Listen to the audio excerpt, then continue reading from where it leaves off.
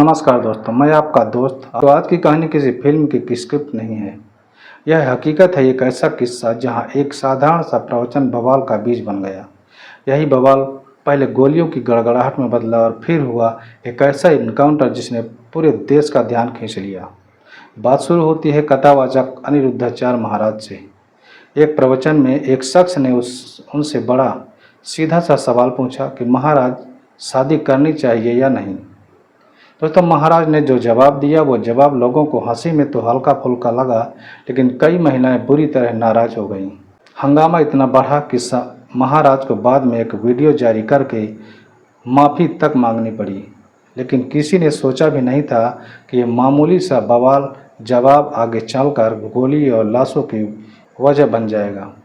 30 जुलाई को दिशा पटानी की बड़ी बहन खुशबू पटानी ने सोशल मीडिया पर अनिरुद्धाचार्य के खिलाफ बयान दे दिया। यहीं से कहानी ने खतरनाक मोड़ ले लिया। दोस्तों, 12 सितंबर की सुबह 3:30 बजे बरेली दिशा पटानी के घर के बाहर अचानक 2 बाइक सवार आए और हवा में ताबड़तोड़ गोलियां चलाने लगे। फिर देखते ही देखते रात के अंधेरे में फरार हो गए। घर वालों ने बाहर आकर देखा तो जमीन पर पड़े थे 2 खाली कारतूस। शुरू में किसी को अंदाजा नहीं था कि ये हमला किसने और क्यों किया था। लेकिन दोस्तों, 24 घंटे भी नहीं बीते थे कि सोशल मीडिया पर एक धमाकेदार पोस्ट आया। दोस्तों, उस पोस्ट ने साफ कर दिया था कि यह हमला किसी व्यक्तिगत दुश्मनी का नहीं बल्कि गैंगवार का हिस्सा है। नाम सामने आया लॉरेंस बिश्नोई गैंग, गोल्डी बराड और रोहित गोदारा। पोस्ट में साफ लिखा था, यह तो सिर्फ ट्रेलर था। अगली बार अगर धर्म और संतों का अपमान हुआ तो घर में घुसकर जान ले ली जाएगी। तो अब कहानी का रुख पूरी तरह बदल चुका था। दिशा पटानी के पिता जगदीश पाटनी यूपी पुलिस के रिटायर्ड डीएसपी थे और उनकी आर्मी अफसर रह चुकी बड़ी बेटी खुशबू खुद भी इस टारगेट में आ गई थी। यूपी पुलिस, एसटीएफ और दिल्ली हरियाणा की टीमें एक्टिव हुई। 1320 सीसीटीवी खंगाले गए। पता चला हमले के पीछे रविंद्र रोहतक और अरुण सोनीपत का रहने वाला था। दोनों पेशेवर शूटर और गोल्डी बराड गैंग से जुड़े थे। फिर शुरू हुआ असली खेल। 17 सितंबर की शाम गाजियाबाद की ट्रोनिका सिटी में पुलिस चेकिंग और हुई वो भिड़ंत जो घंटों तक चली। गोलियां चलनी शुरू हुई और आखिरकार दोनों शूटर मारे गए। लेकिन कहानी दोस्तों यही खत्म नहीं होती। एनकाउंटर के बाद अरुण के परिवार ने पुलिस पर सवाल उठाए। उन्होंने दावा किया कि यह एनकाउंटर फर्जी था और उनका बेटा शूटर हो ही नहीं सकता। इसी बीच गैंगस्टर रोहित गोदारा ने नई धमकी देते हुए कहा कि इस एनकाउंटर का बदला लिया जाएगा जरूर। ये अधूरी है, लेकिन लॉरेंस बिश्नोई जेल में बैठकर भी गैंग चला रहा है। गोल्डी बराड विदेश से ऑपरेट कर रहा है और उनके शूटर देश भर में खून खराबा मचा रहे हैं। पुलिस ने एनकाउंटर और गैंगस्टर की धमकी दोनों के बीच आने वाले वक्त में क्या क्या होगा, यह सवाल अब भी बाकी है। दोस्तों, एनकाउंटर के बाद कहानी को यहीं खत्म मान लेना सबसे बड़ी गलती होगी, क्योंकि असली खेल तो इसके बाद शुरू हुआ। गाजियाबाद के ट्रोनिका सिटी में हुई मुठभेड़ के बाद भले ही रविंद्र और अरुण मारे गए, लेकिन पुलिस की टेंशन यहीं से और बढ़ गई थी। वजह थी गैंग का अगला कदम क्या होगा। एनकाउंटर के कुछ ही घंटे बाद सोशल मीडिया पर एक और पोस्ट डाली गई। ये पोस्ट सीधे सीधे रोहित गोदारा के नाम से आई थी। पोस्ट में लिखा गया था कि हमारे भाइयों को मारा गया है, इस एनकाउंटर का बदला जरूर लिया जाएगा। जिसने भी इसमें हाथ डाला है उसके नाम हमारी लिस्ट में जुड़ गए हैं। दोस्तों, यह पोस्ट देखकर पुलिस महकमे में हड़कंप मच गया, क्योंकि अब यह साफ था कि मामला सिर्फ दिशा पाटनी के घर तक सीमित नहीं रहने वाला है। यूपी पुलिस ने तुरंत हाई अलर्ट जारी किया। दिल्ली, गाजियाबाद, लखनऊ के अलावा दिल्ली बॉर्डर तक चेकिंग बढ़ा दी गई। लेकिन इस बीच पुलिस के हाथ एक और बड़ा सुराग लगा। जांच में सामने आया कि दिशा पाटनी के घर पर फायरिंग सिर्फ एक बार नहीं हुई थी। 11 सितंबर की रात भी गोलियां चली थी, लेकिन उस वक्त शूटर्स अलग थे। नकुल और विजय दोनों बागपत के रहने वाले थे। मतलब गैंग ने लगातार 2 रात हमले की प्लानिंग की थी।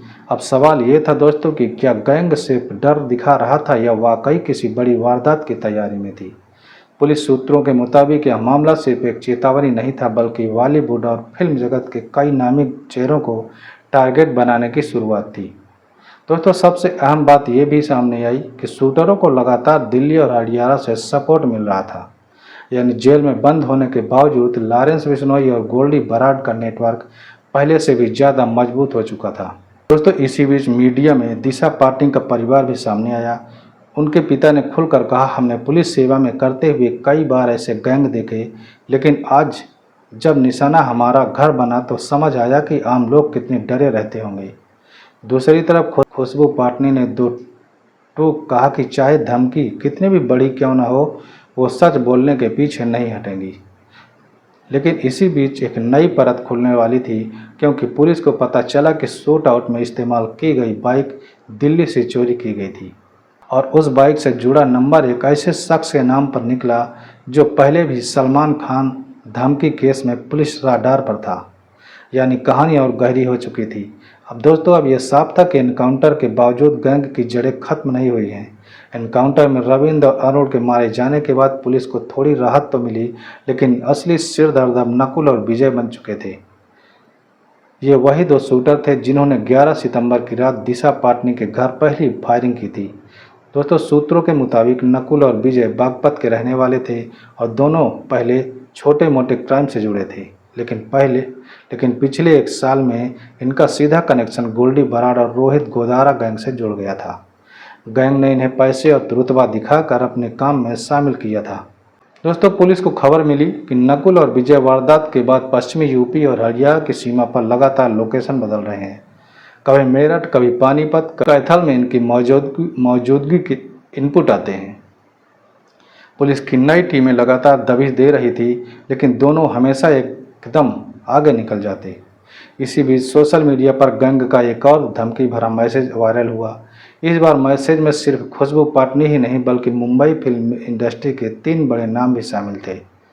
मैसेज में लिखा गया था कि जिन्होंने भी हमारे धर्म और संतों का अपमान किया है उसकी लिस्ट तैयार है, एक एक करके हिसाब चुकता करना होगा।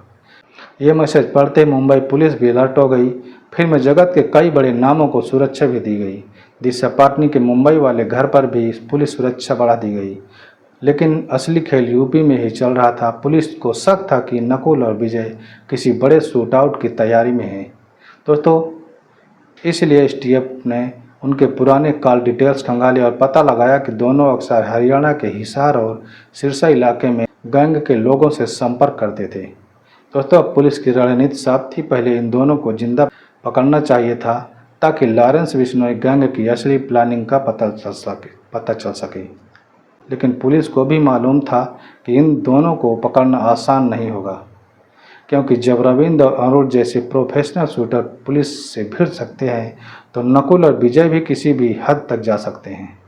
दोस्तों इसी बीच गैंग के नाम पर दिल्ली और हरियाणा में कुछ पोस्टर भी चिपकाए गए जिनमें लिखा था कि हमारे भाइयों का एनकाउंटर फर्जी था। इससे साफ हो गया कि नकुल और विजय से भाग नहीं रहे बल्कि किसी बड़े हमले की तैयारी भी कर रहे हैं। नकुल और विजय की तलाश अब पुलिस की सबसे बड़ी चुनौती बन चुकी है। रोजाना नए इनपुट आते हैं पर दोनों शूटर हर बार पुलिस की पकड़ से निकल जाते हैं। दोस्तों एसटीएफ, यूपी पुलिस और हरियाणा पुलिस की टीमें मिलकर लगातार ऑपरेशन चला रही थी। आखिरकार 16 सितंबर की रात पुलिस को बड़ा सुराग मिला। इनपुट था कि नकुल और विजय मेरठ बागपत बॉर्डर पर एक फार्म हाउस में छिपे हुए हैं। सूत्रों ने बताया कि दोनों किसी नए शूट आउट की प्लानिंग कर रहे थे। फौरन मेरठ और बागपत की पुलिस टीम अलर्ट पर आ गई। रात 2 बजे फार्म हाउस को चारों तरफ से घेर लिया गया। पुलिस ने लाउड स्पीकर पर आत्मसमर्पण करने की चेतावनी भी दी डाली, लेकिन नतीजा वही हुआ जो हर किसी को डर था। नकुल और विजय ने सीधे पुलिस पर फायरिंग शुरू कर दी। करीब आधे घंटे तक गोलियां चलती रही। अब अंधेरे में सिर्फ गोलियों की चमक और धमाके सुनाई दे रहे थे। पुलिस ने जवाबी फायरिंग की और आखिरकार दोनों शूटर वहीं पर ढेर हो गए। मौके से 2 ऑटोमेटिक पिस्तौल, भारी मात्रा में कारतूस और एक बाइक बरामद हो गई। जांच में साफ हुआ कि यही बाइक 11 सितंबर की फायरिंग में इस्तेमाल की गई थी। दोस्तों ऑपरेशन के बाद पुलिस ने राहत की सांस ली, लेकिन साथ ही ये भी साफ हो गया कि लॉरेंस बिश्नोई गैंग का नेटवर्क कितना मजबूत है, क्योंकि 4 शूटर अलग अलग जगहों से जुटाए गए और सिर्फ एक सोशल मीडिया पोस्ट की वजह से एक्ट्रेस के परिवार को टारगेट बनाया गया।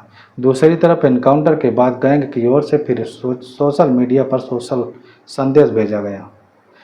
भाई चाहे जितनी मरे, लड़ाई जारी रहेगी। जब तक धर्म का अपमान करने वाले लोग चुप नहीं होंगे तब तक गोली चलेगी। यानी खतरा अभी भी टला नहीं है। गैंग का नेटवर्क जेल की दीवारों के पार भी उतना ही खतरनाक है जितना बाहर। और सबसे बड़ा सवाल अब भी वही है कि क्या वाकई पुलिस इस गैंग को खत्म कर पाएगी या फिर आने वाले वक्त में कोई और बड़ा धमाका देखने को मिलेगा।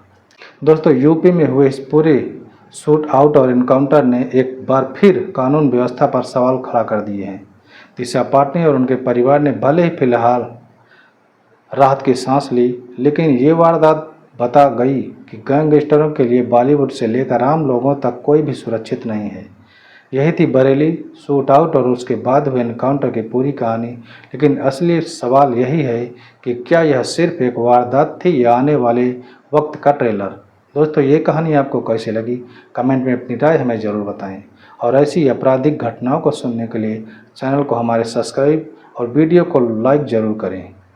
तो दोस्तों, मिलते हैं अगले नए वीडियो में। तब तक अपना और अपनों का ख्याल रखें। वीडियो देखने के लिए आपको बहुत बहुत धन्यवाद।